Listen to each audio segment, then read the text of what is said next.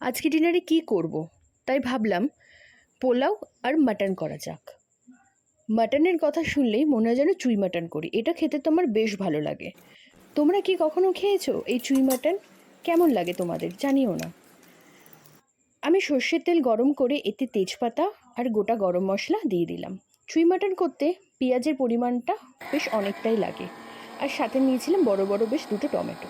পেঁয়াজটা আমি পেস্ট করেই দিই, আমি আর ভাজি না। গরম তেল, পেঁয়াজের পেস্ট আর সাথে আদা রসুনের পেস্ট দিয়ে দিয়েছিলাম।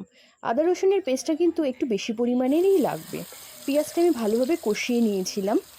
আর যেরকম যা মশলা লাগে, যেমন গুঁড়ো গরম মশলা, জিরের গুঁড়ো, ধনের গুঁড়ো, কাশ্মীরি লাল লঙ্কার গুঁড়োটা আমি দিয়েছিলাম, কারণ এতে কালারটা খুব ভালো আসে।